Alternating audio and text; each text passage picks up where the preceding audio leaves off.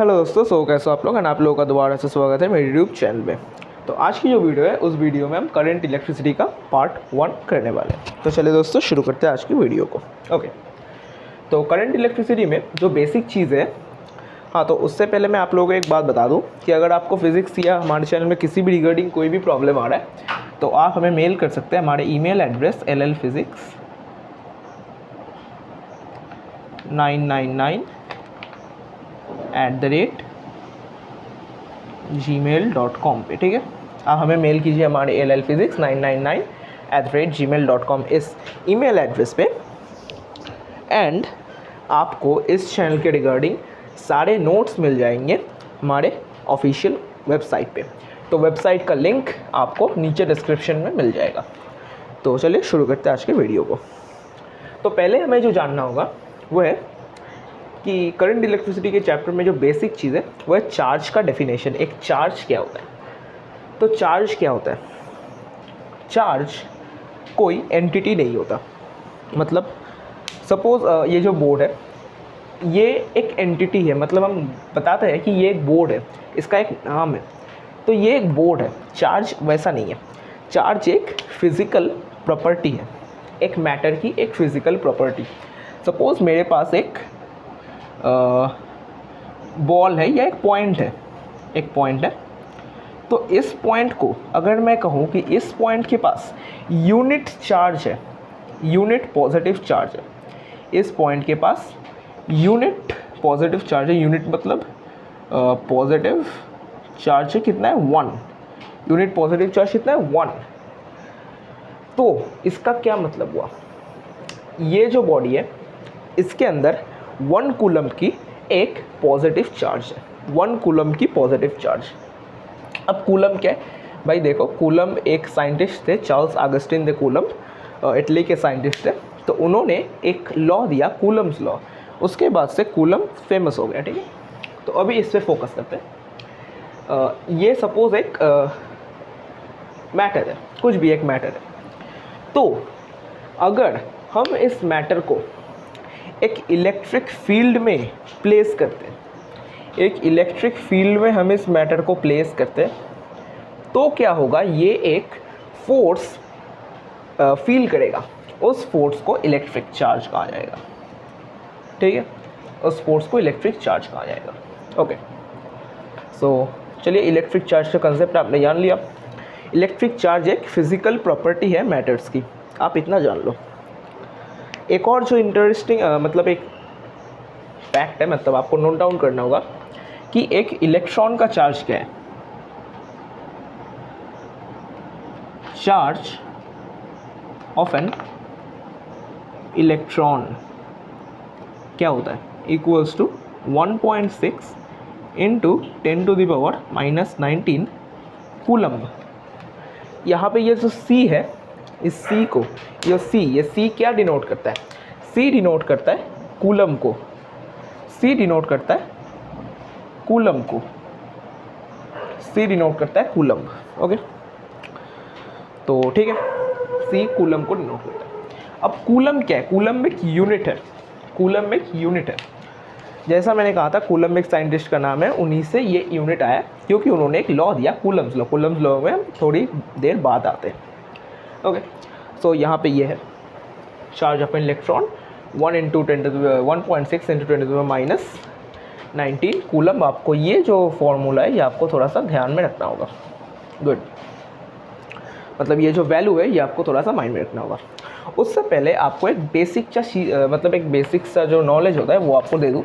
अगर हाँ, आपको हो सकता है कि बहुत लोगों को ये बेसिक मालूम हो, ऐसा भी हो सकता है कि बहुत को नहीं मालूम हो, तो उन्हीं के बारे में, मतलब उन्हीं के लिए मैं ये बता रहा हूँ, ठीक है। ओके, सो वो नॉलेज क्या है? हमें मालूम है कि हमारे दुनिया में एटम्स होते हैं। एटम्स का, सपोज़ मैंने एक एटम का स्ट्रक्चर लिया, ठीक है, सपोज़ ये ऑर्बिट है।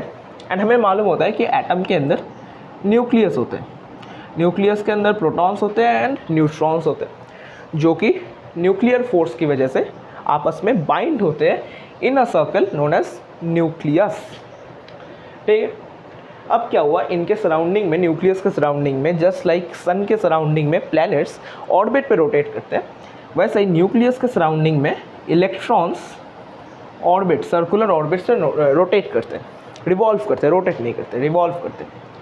तो ये सर्कुलर ऑर्बिट्स है जिनमें इलेक्ट्रॉन्स ऐसे रहते हैं, जिनमें इलेक्ट्रॉन्स रहते हैं, एंड वो इलेक्ट्रॉन्स रिवॉल्व करते हैं हमारे न्यूक्लियस, मतलब पॉजिटिव चार्ज के तरफ। आपको ये चीज़ बेसिक सा मालूम है, ठीक, गुड, आपको मालूम है। सपोज मैंने एटॉमिक स्ट्रक्चर ड्रॉ किया, तो आपको अब ये भी मालूम होगा कि एक स्टेबल एटम में जितने इलेक्ट्रॉन्स होते हैं, जितने नंबर ऑफ इलेक्ट्रॉन्स होते हैं, उतने ही नंबर ऑफ प्रोटॉन्स होते हैं, जो कि स्टेबल एटम है। वो कोई आयन नहीं है, वो एटम है, ठीक है। तो उस केस में हमारा ये 5 इलेक्ट्रॉन्स है यहाँ पे, 1 2 3 4 5, तो आपको 5 प्रोटॉन्स भी मिलेंगे, ठीक है, गुड। ये तो आपको बेसिक सा मालूम है। करंट इलेक्ट्रिसिटी में आपको एक ज़रूरत पड़ेगी। तो देखो, इलेक्ट्रिसिटी 2 टाइप से कंडक्ट किए जा सकते हैं। इलेक्ट्रिसिटी को कंडक्ट करने के लिए हमें किसी एक मीडियम की ज़रूरत पड़ेगी, ठीक है, मीडियम की ज़रूरत पड़ेगी। इलेक्ट्रिसिटी लाइट की तरह मीडियमलेस ट्रैवल नहीं कर सकता। तो बेसिकली 2 टाइप के मीडियम्स होते हैं। एक होते हैं मेटालिक कंडक्टर्स, मतलब जैसे आपका कॉपर का वायर, फिर हो गया एल्यूमिनियम का वायर, ये सब मेटालिक कंडक्टर्स है। कुछ भी एक वायर, मेटालिक वायर, इसके अंदर से इलेक्ट्रिसिटी कंडक्ट हो सकता है। अगेन एक और चीज़ के अंदर से इलेक्ट्रिसिटी कंडक्ट हो सकती है, जो कि है फ्यूज्ड स्टेट ऑफ आयॉन्स। मतलब आप लोगों ने इलेक्ट्रोलाइट्स के बारे में सुना होगा आप लोगों ने। इलेक्ट्रोलाइट्स कुछ ऐसे होते हैं जो कि अपने सॉलिड स्टेट में नहीं, बल्कि अपने मोल्टेन स्टेट में इलेक्ट्रिसिटी को कंडक्ट कर पाते हैं। जैसे कि NaCl, सोडियम क्लोराइड। अगर आप सोडियम क्लोराइड के दाने लो सॉलिड में एक डिब्बा लिया, उसके अंदर सोडियम क्लोराइड जो नमक होता है, आप उसको रखोगे, दोनों इनमें 2 पॉजिटिव टर्मिनल से नेगेटिव टर्मिनल घुसाओगे बैटरी का, एंड यहाँ पे आप दोनों बल्ब के कनेक्टर्स लेके उसके अंदर प्लग इन करोगे, तो वो नहीं जलेगा। अगेन मतलब आप जब एक सर्किट कंप्लीट करोगे, सर्किट क्या वो भी हम इलेक्ट्रिसिटी के अंदर जानेंगे। अगेन अगर हम NaCl को सॉलिड से पानी के अंदर मिक्स कर दें, एक ऐसा करके एक लिया एंड पानी के अंदर मिक्स कर दिया, इसके अंदर NaCl का पानी है, मतलब वाटर प्लस NaCl। देन आपने किया, आपने एक लाइट लिया, आपने एक क्या किया, बल्ब लिया ऐसा सा, ठीक है। बल्ब का जो एक वायर है उसको इसके अंदर घुसा दिया। यहाँ पे एक बैटरी लिया, बैटरी के पॉजिटिव वायर के साथ इसको कनेक्ट किया एंड नेगेटिव वायर को लेके इसके अंदर दे दिया। तो आप देखोगे कि ये लाइट ग्लो कर रहा है। क्यों? क्योंकि ये जो इलेक्ट्रोलाइटिक सोल्यूशन है, ये जो मतलब कुछ भी कंटेनर के अंदर जो NaCl का फ्यूज्ड या मोल्टन सोल्यूशन है, इसके अंदर एक एबिलिटी है कि वो एक साइड से इलेक्ट्रिसिटी को दूसरे साइड पे कंडक्ट कर पा रहा है, ठीक है। ये दूसरा हुआ। पहला तो वायर की मदद से हो सकता है एंड दूसरा इलेक्ट्रोलाइट्स की मदद से हो सकता है। डिफरेंस बहुत सारे हैं, अभी उनमें मैं नहीं जा रहा, बेसिक डिफरेंस पे आते हैं। ये इलेक्ट्रोलाइटिक सब्सटेंस जब होते हैं ना, उसके लिए आपको एक चीज़ समझना होगा, सपोज मेरे पास मैंने NaCl से दिया, ये क्या था, इसमें क्या था, एक्वस सोल्यूशन ऑफ NaCl, इसमें था एक्वस सोल्यूशन ऑफ NaCl, मतलब H2O प्लस NaCl, ठीक है। NaCl प्लस H2O था, मतलब aqueous solution of NaCl, sodium chloride. आपको एक चीज़ समझना होगा, आपको मालूम है Na प्लस Cl माइनस होता है, तो ऐसा ढंग से लिखता हूँ, आपको मालूम है Na plus and Cl minus होता है। ये एक स्ट्रॉन्ग आयोनिक बॉन्डिंग की वजह से एक दूसरे से जुड़े रहते हैं। तो ये करंट इलेक्ट्रिसिटी की क्लास, मगर आपको ये सब नहीं मालूम तो आप एडवांस इलेक्ट्रिसिटी करंट में नहीं जा सकते, तो आपको ये सब मालूम होना चाहिए। अगर आपको मालूम है तो इसको स्किप कर जाओ, नेक्स्ट पे जाओ, ठीक है। NaCl, ये जो Na है सोडियम, इसका चार्ज पॉजिटिव है। मतलब क्या है, इसके अंदर एक प्रोटॉन ज़्यादा है एंड इसका चार्ज क्लोरीन नेगेटिव है, नेगेटिव में है ये। इसका मतलब क्या है, इसके अंदर एक इलेक्ट्रॉन ज़्यादा है। अब आपको मालूम होगा इलेक्ट्रॉन का चार्ज नेगेटिव होता है एंड प्रोटॉन का चार्ज पॉजिटिव होता है। जैसे मैंने कहा था कि इलेक्ट्रॉन का चार्ज है 1.6 × 10⁻⁻19 कूलम, तो वो नेगेटिव में, ऑफकोर्स नेगेटिव में, ठीक है। एंड आप जान लो कि यहाँ पे जो है मतलब Na में, NaCl के केस में Na मतलब सोडियम में एक प्रोटॉन ज़्यादा है एंड क्लोरीन में एक इलेक्ट्रॉन ज़्यादा है। इसीलिए इलेक्ट्रॉन जब ज़्यादा है तो इसका चार्ज माइनस हो गया, क्योंकि देखो एक एटम के अंदर जब positive and negative charges same रहते हैं तो वो स्टेबल रहता है। बट जैसे ही एक पॉजिटिव चार्ज ज़्यादा हो गया तो वो क्या होगा, पॉजिटिवली चार्ज आयन हो गया ना। पॉजिटिवली चार्ज आयन को कैटायन कहा जाता है।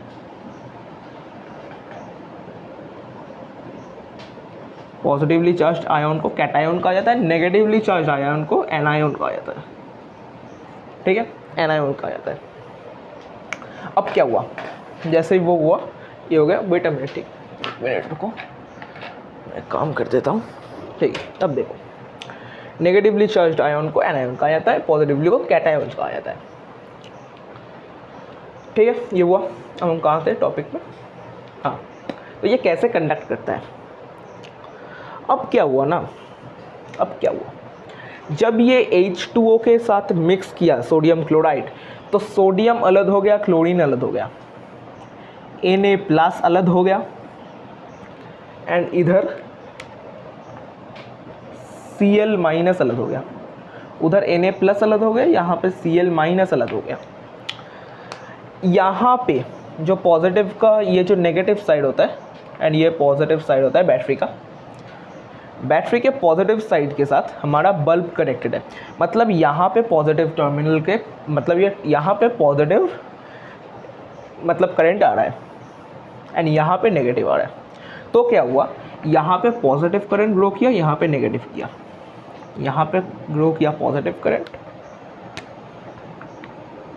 एंड यहाँ पे ग्रो किया नेगेटिव करंट, ठीक है।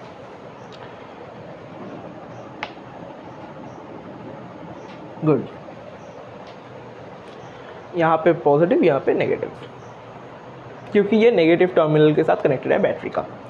तो क्या होगा, इस सॉल्यूशन के अंदर, ये जो सॉल्यूशन है ना, उस सॉल्यूशन के अंदर हमारा NaCl अलग हो चुका है, हमारा NaCl अलग हो चुका है। एक साइड पे है Na प्लस एंड दूसरे साइड पे है Cl माइनस। Na प्लस अलग हो चुका है, Cl माइनस अलग हो चुका है, ठीक है। अब क्या हुआ, आपको मालूम है कि लाइक चार्जेस एक दूसरे को अट्रैक्ट रिपेल करता है एंड अनलाइक चार्जेस अट्रैक्ट करता है। मतलब सपोज एक माइनस नेगेटिव चार्ज है एंड यहाँ पे एक पॉजिटिव चार्ज है, तो वो दोनों एक दूसरे को अट्रैक्ट करेगा। अगेन मतलब वो एक दूसरे को अट्रैक्ट करेगा। अगेन सपोज यहाँ पे एक पॉजिटिव चार्ज है, एक और पॉजिटिव चार्ज है, तो वो एक दूसरे को रिपेल करेगा, वो दूसरे को पुश करेगा apart from each other and दो अनलाइक चार्जेस अट्रैक्ट करेंगे ईच अदर, ठीक है। गुड, हो गया। तो क्या हुआ, देखो यहाँ पे नेगेटिव चार्ज ग्रो किया, सोडियम का चार्ज क्या है, पॉजिटिव है, तो सोडियम चला जाएगा इस नेगेटिव चार्ज इस इलेक्ट्रोड के पास। इन चीज़ों को इलेक्ट्रोड कहा जाता है, ठीक है, चला जाएगा इलेक्ट्रोड के पास एंड क्लोरीन चला जाएगा इस पॉजिटिव इलेक्ट्रोड के पास। अब पॉजिटिव इलेक्ट्रोड को एनोड कहा जाता है एंड नेगेटिव इलेक्ट्रोड को कैथोड कहा जाता है, ठीक है। वहाँ से पॉजिटिव सोडियम ने नेगेटिव चार्ज आयॉन्स को लिया एंड नेगेटिव चार्ज क्लोरीन ने, मतलब नेगेटिव कोड क्लोरीन ने पॉजिटिव इलेक्ट्रॉन्स को लिया। लेके वो दोनों फ्यूज़ हो गए एंड एक सर्किट कंप्लीट हुआ जिसकी वजह से ये लाइट ग्लो किया। ठीक है, ये था इलेक्ट्रोलाइट का वर्किंग मतलब वर्किंग प्रिंसिपल। इलेक्ट्रोलाइट कैसे कंडक्ट करता है? इलेक्ट्रोलाइट्स मतलब इन सभी से हम एक ही जगह पे पहुंचते हैं, एक ही मतलब एक कंडीशन पे पहुंचते हैं।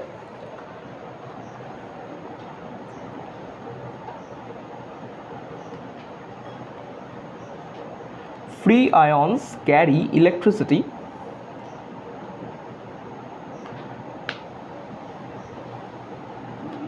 in electrolysis. अब इलेक्ट्रोलाइसिस क्या है? इलेक्ट्रोलाइसिस एक प्रोसेस है। इलेक्ट्रोलाइसिस के बारे में हम बाद में डिस्कस करेंगे। ठीक है, आप जान लो बस इतना कि फ्री आयॉन्स इलेक्ट्रॉन मतलब इलेक्ट्रिसिटी को कैरी करता है, कंडक्ट करता है। कैरी मत लिखना, ठीक है, इलेक्ट्रिसिटी के केस में कैरी मत लिखना, कंडक्ट लिखना, ज़्यादा अच्छा लगता है सुनने में। ठीक, ये हुआ इलेक्ट्रोलाइट्स के केस में। अब आते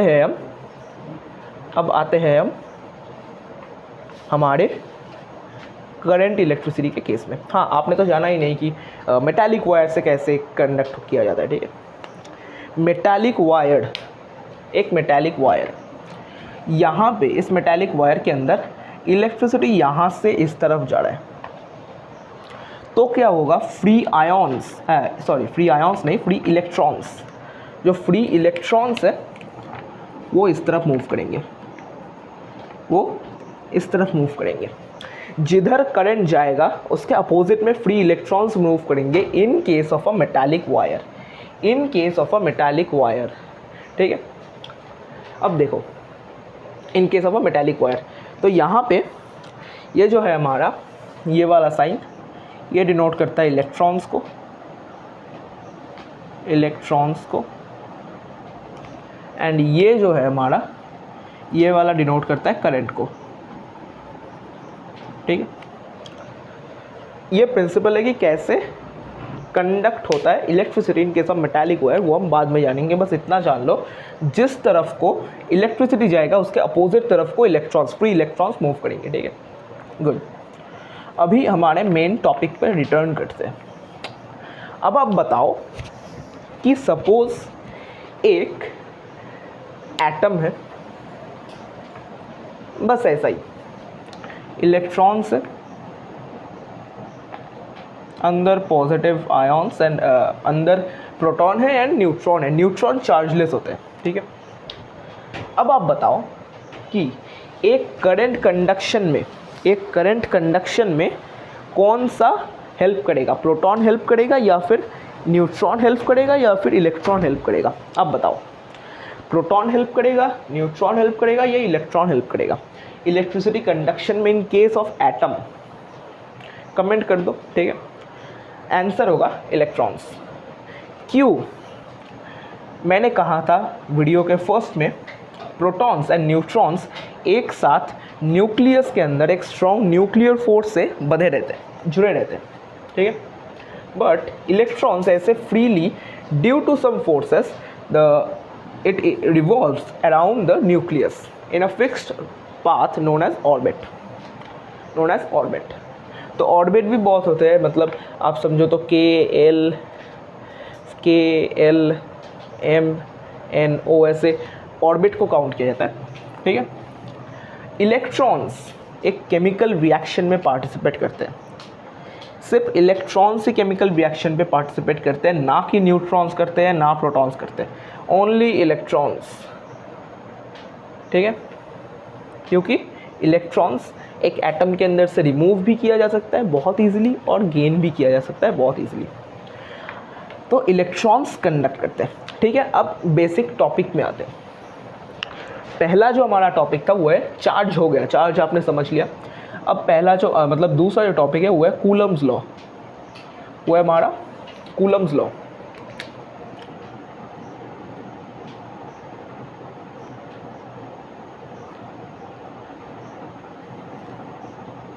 अब कूलम्स लॉ क्या बताता है? सपोज कि मेरे पास दो चार्जेस है। पहला चार्ज मेरे पास है P1 एंड दूसरा चार्ज मेरे पास है P2। दो चार्जेस है।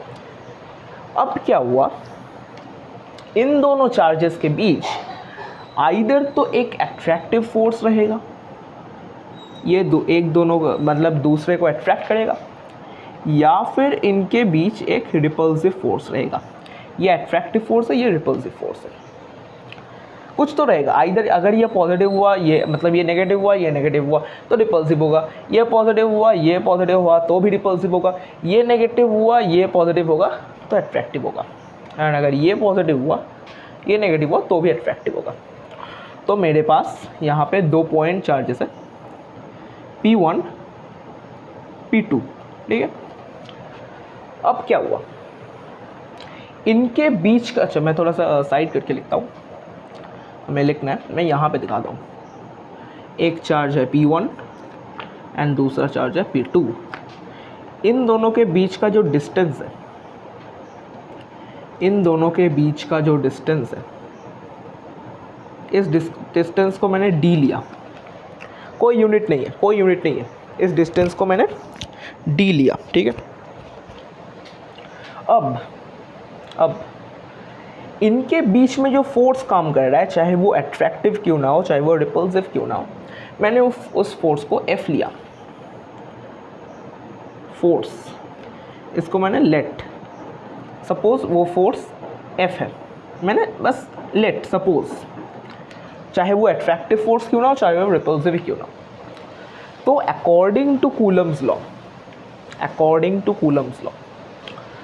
the force will directly be proportional to the product of the two charges, to the product of the magnitude of the two charges, and it will be indirectly proportional to the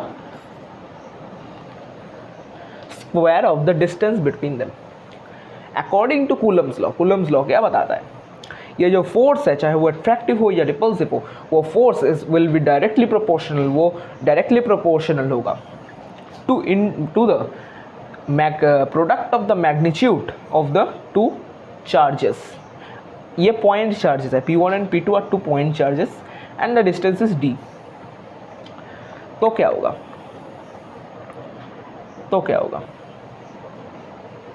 होगा, इन दोनों को हम joint variation में लाते हैं। तो अगर joint variation में लाए तो यहाँ पे हमारा फॉर्मूला निकल के आता है F proportional to P1 into P2 by D², ठीक है। हम प्रोपोर्शनल साइन को उठाएंगे, कांस्टेंट लाएंगे K, F equals to K into P1 into P2 by D², ठीक है। अब ये फॉर्मूला नहीं है, ध्यान से सुनना, ये फॉर्मूला नहीं है। अगर ये जो दो पॉइंट चार्जेस हैं, ये अगर वैक्यूम में लाई करते हैं, if they lie in vacuum,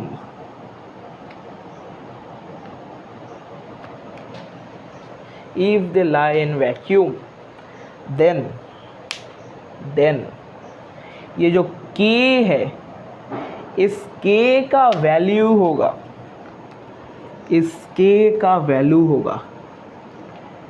1/4 pi epsilon, 1/4 pi epsilon into P1 P2 by D²।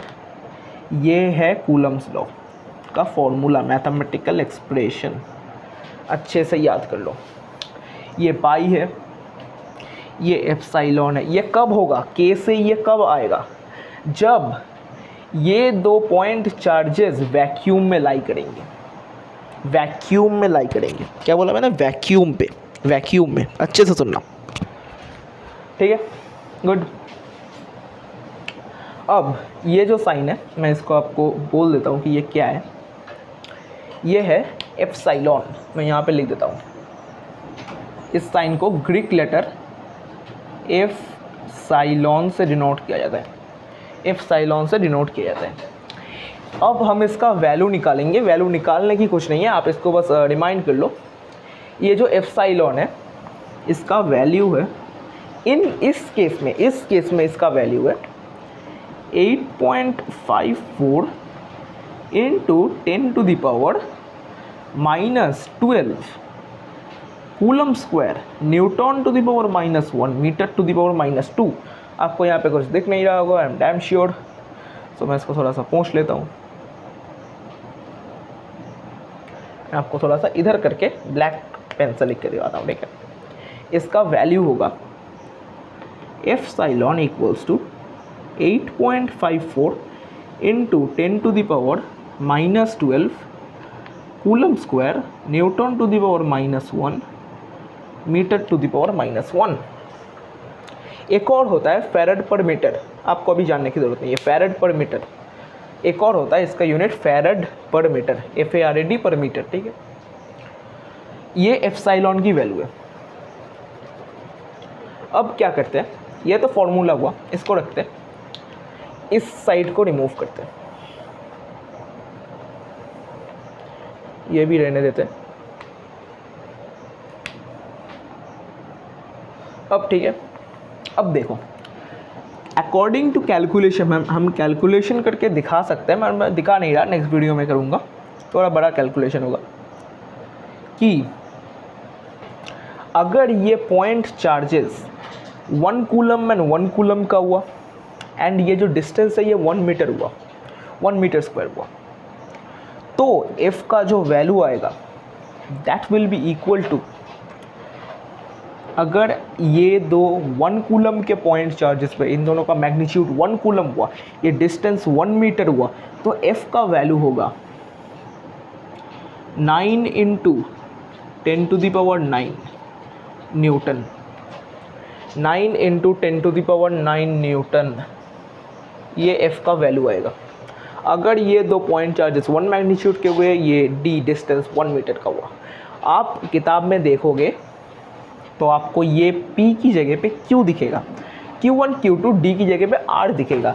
भाई वो सब वेरिएबल्स है, ठीक है, वो सब वेरिएबल्स है, उनका हम कुछ भी वेरिएबल ले सकते हैं, उनका वैल्यू वेरी करेगा, हम कुछ भी वेरिएबल ले सकते हैं, मैं A B C कुछ भी ले सकता हूँ, ठीक है। गुड, हो गया, ओके।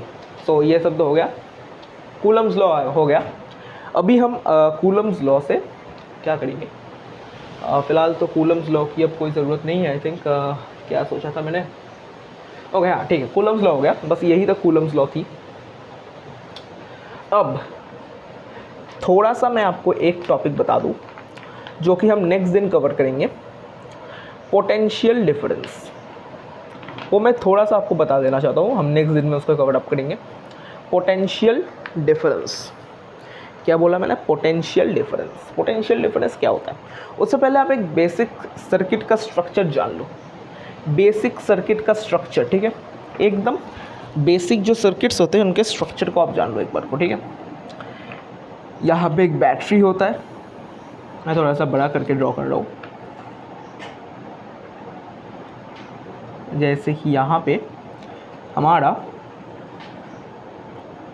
वायर कनेक्टेड होता है, यहाँ पे होता है रेजिस्टेंस एंड यहाँ पे ये नेगेटिव साइड। ये वाला जो साइड है ये नेगेटिव साइड है एंड ये वाला जो साइड है ये पॉजिटिव टर्मिनल है। बैटरी है, ये जो साइन है, ये जो साइन है, इंडेक्स ड्रॉ कर रहा हूँ मैं यहाँ पे, शिट, ओके। सो ये जो साइन है यहाँ पे, ये साइन डिनोट करता है बैटरी, ये साइन है बैटरी का।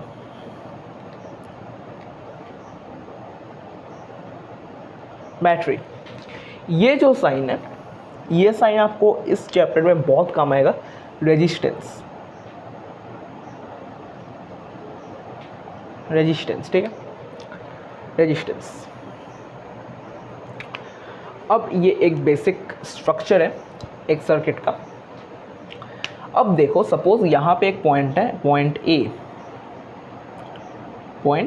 ए, यहाँ पे हमारा पॉइंट ए एंड यहाँ पे हमारा पॉइंट बी, ये रेजिस्टेंस है आर, ये जो रेजिस्टेंस है ये है आर। तो क्या हुआ, पोटेंशियल डिफरेंस बहुत इंपॉर्टेंट है। पोटेंशियल डिफरेंस क्या होता है, इस पॉइंट का जो पोटेंशियल है वो है वी ए, सपोज मैं लेट करता हूँ वी ए, एंड इस पॉइंट का है वी बी। आपको याद रखना है कि कोई भी टर्मिनल जो कि कनेक्टेड है to the positive terminal of a battery will always be of higher potential. एक वायर का टर्मिनल जो कि positive side of the battery के साथ कनेक्टेड है, it will be of higher potential. मतलब यहाँ पे वी ए पोटेंशियल ज़्यादा है वी बी से, V A potential is greater than V B. Potential of point A is greater than potential of point B. Therefore,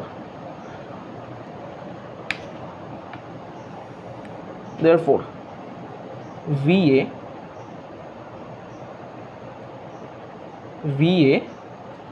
greater than VB, VA greater than VB, ठीक है, good, VA is greater than VB। अब क्या होगा, electricity क्यों flow करेगा, बहुत important question है। Why electricity flows, electricity will only flow, अच्छे से याद रखना, when there will be a potential difference between two points. जब दो पॉइंट्स के बीच, point A and point B के बीच पोटेंशियल डिफरेंस होगा, point A and point B के बीच पोटेंशियल डिफरेंस होगा, तभी पॉइंट ए से पॉइंट बी तक या पॉइंट बी से पॉइंट ए तक करंट फ्लो करेगा। क्योंकि यहाँ पे पोटेंशियल पॉइंट ए का ज़्यादा है एंड पॉइंट बी का कम है, तो ऑलवेज याद रखना करंट पोटेंशियल मतलब पॉइंट ए से पॉइंट बी पे फ्लो करेगा, करंट सिर्फ उसी पोटेंशियल पे फ्लो करता है हायर टू लोअर। मतलब मैं बताना चाहता हूँ कि जिस पॉइंट में पोटेंशियल हायर है वहाँ से current towards lower potential flow करेगा, सीधी बात, नो बकवास, ठीक है। Current will always flow from higher potential to lower potential, मतलब करंट कुछ ऐसे फ्लो करेगा, ठीक है, and this will continue on, ठीक है। ये जो करंट है, सपोज मैं इस करंट को आई पकड़ रहा हूँ, ठीक है, अब आई पकड़ रहा हूँ, ठीक है। अब क्या करते हैं, अब पोटेंशियल डिफरेंस, ये जो सर्किट है, इस सर्किट का जो पोटेंशियल डिफरेंस वो क्या होगा आपको मालूम है, पोटेंशियल डिफरेंस होगा V A minus V B. ये है पोटेंशियल डिफरेंस, ये है हमारा पोटेंशियल डिफरेंस,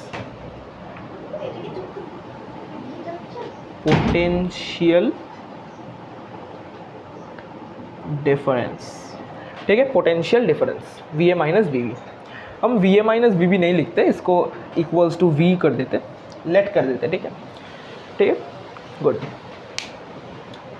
तो आप इतना जान लो, ये है पोटेंशियल डिफरेंस, इसी की वजह से करंट फ्लो करता है from point A to point B, कोई भी चाहे हो। आप एक चीज़ जान लो कि आपके मन में एक सवाल आना चाहिए कि भाई हमेशा मतलब क्या बोलूँ मैं, हमेशा आसमान से बिजली नीचे की तरफ ही क्यों आती है, वो ऊपर की तरफ क्यों नहीं आता? उसका रीज़न एक ही है कि आसमान का जो पोटेंशियल डिफरेंस है, बादलों में जो पोटेंशियल डिफरेंस है, उसका ऊपर का पोटेंशियल डिफरेंस मतलब पोटेंशियल ज़्यादा होता है, पोटेंशियल डिफरेंस नहीं, पोटेंशियल ज़्यादा होता है, एंड ग्राउंड का पोटेंशियल कम होता है।